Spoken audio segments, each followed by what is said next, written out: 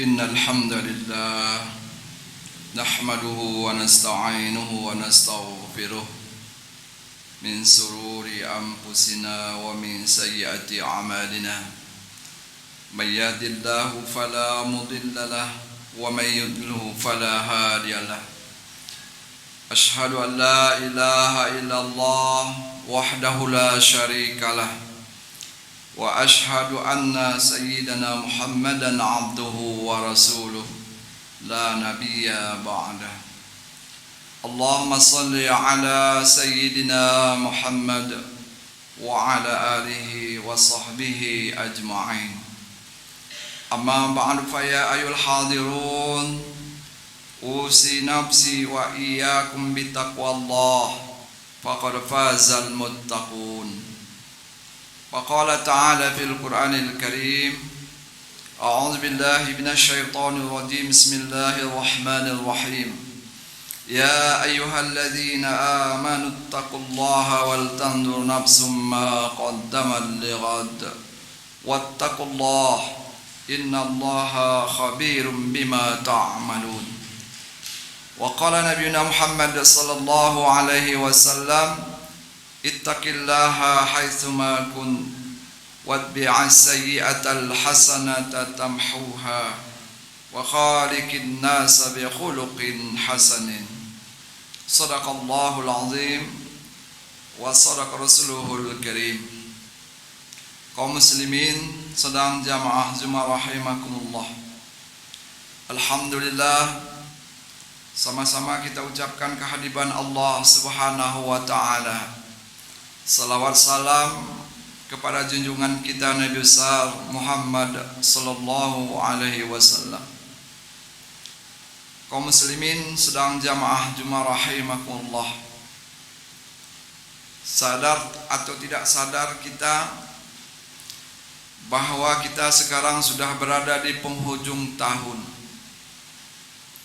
Artinya bakal datang tahun yang belum kita alami. Dalam proses pergantian tahun, di sini kita perlu introspeksi diri. Artinya ketika tahun itu telah berganti, bahwa keberadaan kita di permukaan bumi ini itu menunjukkan akan berganti juga.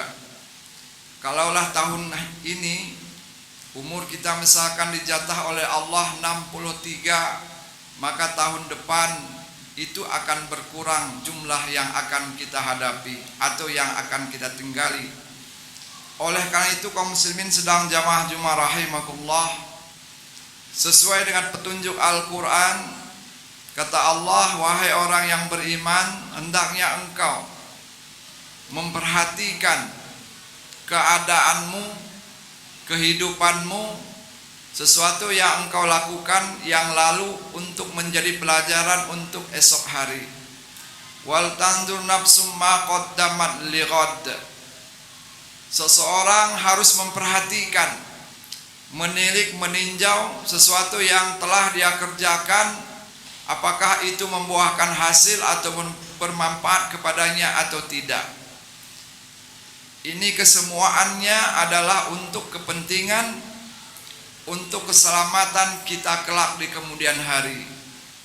Sebab sesuatu yang kita lakukan, baik sifatnya itu adalah ibadah mahdhah ataupun ghairu mahdhah, maksudnya yang sunat ataupun yang wajib, harapan kita semua itu pasti membuahkan hasil.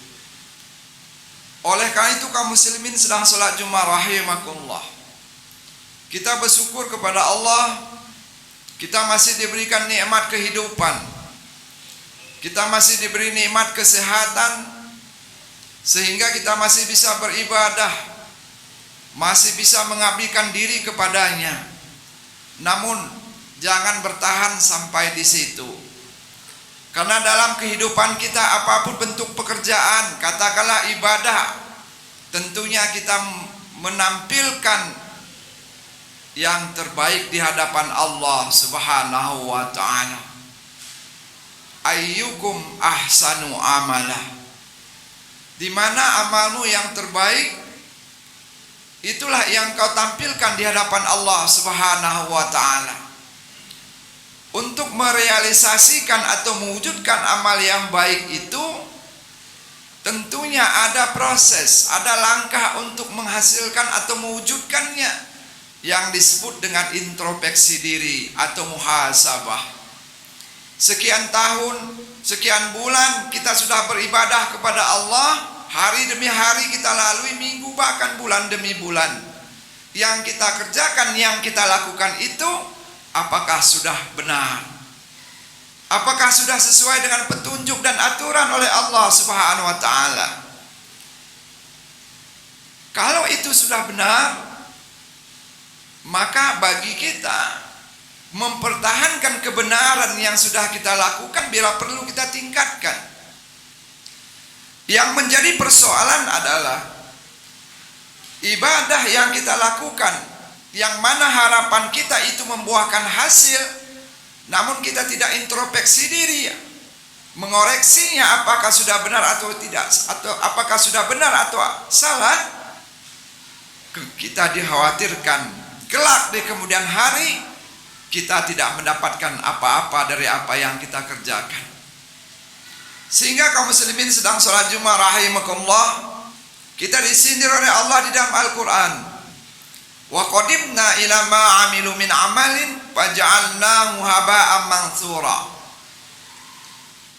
Pada suatu hari nanti, seluruh manusia akan diperlihatkan amalnya, baik amal yang besar maupun amal yang kecil, sunat maupun yang wajib. Wa qadimna ila ma amilu min amalin. Lalu amal tersebut faja'alnahu haba'an mansura. Kami jadikan, kata Allah, amal yang banyak tadi bagaikan debu-debu yang berterbangan. Kenapa? Karena mungkin ketika dia beramal, ketika dia beribadah, hanya sekedar melampiaskan kewajiban, ataupun karena sudah tidak layak sebagai orang tua tidak ibadah kepada Allah. Inilah yang kita khawatirkan. Inilah yang kita sanksikan dalam kehidupan ini. Kapan kita tahunya sebuah kesalahan atau sebuah kebenaran dalam bentuk ibadah? Itu muncul, itu terbukti ketika kita telah menghadirkannya ataupun menyampaikannya kepada ahlinya, kepada yang berhak atau kepada yang memumpuni tentang hal itu. Inilah pentingnya kaum muslimin sedang sholat Jumat rahimakumullah. Sebab kalau kita teliti, biasanya sesuatu yang bertambah, sesuatu yang naik akan turun. Tetapi kalau umur bertambah, naik umur kita, dia tidak pernah akan turun. Maka semakin jauh sampai waktunya kita akan meninggal dunia. Kemudian kaum muslimin sedang sholat Jumat rahimakumullah, itu berkenaan dengan ibadah, introspeksi diri. Bila kita mau selamat, introspeksi diri. Yang kedua, kita harus introspeksi diri kita juga terhadap kehidupan kita sehari-hari, muamalah sosial, bertetangga, bersaudara. Kalau selama ini kurang kita cocok dengan tetangga, selama ini kita tidak baikan dengan saudara, ini kesempatan untuk merubah. Kenapa? Semua itu akan membahayakan kita. Terlepas dari siapa yang salah, siapa yang benar, yang jelas dalam Islam ditegaskan dan dijelaskan, seorang muslim tidak boleh tidak berbicara lebih dari 3 hari. Kalau lebih dari 3 hari, maka akan mengakibatkan dosa. Ini perlunya. Kaum muslimin sedang sholat Jumat rahimakumullah. Memang kita sadari, di antara saudara kita kadang-kadang berbeda pendapat dengan kita. Kita sudah menyampaikan yang benar, namun ditanggapi dengan kesalahan, bahkan cemoohan. Tapi yakinlah saudara kita itulah yang sebenarnya. Ada sebuah kisah di suatu kampung, ada sumur tua yang mana manusia atau masyarakat ketika itu di situ mengambil kehidupan, yaitu air. Namun suatu ketika ada seseorang yang mau memasukkan air ke dalam sumur tersebut melalui ember, embernya selalu diganggu, selalu ditahan, selalu ditarik. Orang bingung, siapa yang menarik ember? Siapa menarik tali dalam sumur ini? Biasanya tidak. Begitu juga datang yang lainnya, maka terjadi hal yang sama. Sehingga masyarakat mempunyai kesepakatan untuk meneliti ada apa gerangan di dalam air tersebut, sehingga ember tali tersebut ada yang menarik. Punya usul, singkat cerita, maka disepakatilah bahwa ada yang turun untuk melihat apa sebenarnya yang ada dalam sumur. Tanya ke sana sini, tanya, semuanya diam. Siapa yang berani masuk ke dalam sumur? Tadinya garang, banyak berbicara, dia paling hebat karena memang ekonominya tinggi, karena jabatannya tinggi. Tapi ketika untuk menyelamatkan orang banyak masuk ke dalam sumur, diam 1000 bahasa. Namun ada orang yang biasa-biasa saja, kadang-kadang dicemoohkan hidupnya karena memang keadaan tidak mampu, tapi dia ngacungkan tangan, ngangkat tangan. Saya siap turun untuk memperhatikan ada apa sebenarnya dalam sumur itu. Tujuannya semua adalah agar masyarakat nyaman untuk mengambil air dalam sumur tersebut. Namun sebelum saya turun ke dalam sumur, kata pemuda ini, saya minta syarat satu. Orang lain akan semua bersedia apapun yang dia minta. Orang lain sudah seujon berpikiran, yang dia minta sangka orang adalah uang, yang diminta sangka orang adalah upah. Tapi di luar dugaan semuanya. Apa katanya?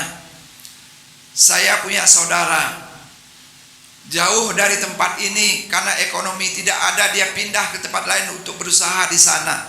Itu saudara saya, seibu, seayah. Maka saya akan turun ke sumur itu setelah dia dihadirkan ke tempat ini. Karena persyaratan sangat mudah, tidak mengeluarkan biaya, maka disepakati oleh orang banyak, sehingga dipanggillah saudaranya tadi datang di situ. Kemudian karena saudaranya telah datang, maka dia bilang, sekarang turunkan tali, saya akan masuk ke dalam sumur dan melihat apa sebenarnya yang menarik tali ini selama ini. Masuklah seorang pemuda ke dalam sumur tersebut. Yang memegang tali tadi banyak orang, di antaranya ada saudaranya tadi. Sampailah ke dasar sumur. Apa yang terjadi bapak-bapak? Ternyata di dalam sumur itu ada monyet yang jatuh. Seketika itu karena ada orang yang masuk ke dalam sumur, tali sudah diulurkan ke dalam, monyet tersebut lari mengikut tali. Terkejut orang yang memegang tali tadi, kabur semuanya, takut dan kaget. Semuanya pergi, tinggalkan tali. Yang tinggal sisa di situ adalah saudara yang dipanggil oleh pemuda yang turun ke sungai tadi. Dia sabar menunggu, walaupun tangannya sudah meluka, menahankan rasa sakit, menahankan tali karena adiknya di bawah. Dia terpikir, seandainya tali ini saya lepaskan, bagaimana keadaan adik saya di dalam? Pasti keselamatannya akan berbahaya, sementara orang lain kabur menyelamatkan diri. Ini saudara kaum muslimin sedang sholat Jumat rahimakumullah. Ada ikatan. Maka rugi kita kalau tidak berbaik dengan saudara kita. Maka berusahalah merangkul kembali supaya kita tetap senantiasa seperti sedia kala ketika ayah dan bunda kita masih ada. Mudah-mudahan ini menjadi renungan kita tahun akhir tahun ini akan mendapati tahun baru menjadi lebih baik daripada sebelumnya. Itu dalam segi sosial. Kemudian dalam segi ilmu, dalam segi kemampuan kita dalam hidup ini, sudahkah mumpuni, sudahkah cukup, sudahkah mampu ilmu yang kita miliki itu menyelamatkan kita dan keluarga kita. Ini semua kita kembalikan kepada diri kita masing-masing. Mudah-mudahan khutbah ini ada manfaatnya. Barakallahu li wa lakum fil Qur'anil azim wa nafa'ani wa iyyakum ya fi minal ayati wa dzikril hakim. Aqulu qouli hadza fastaghfirullah innahu wal ghafurur rahim.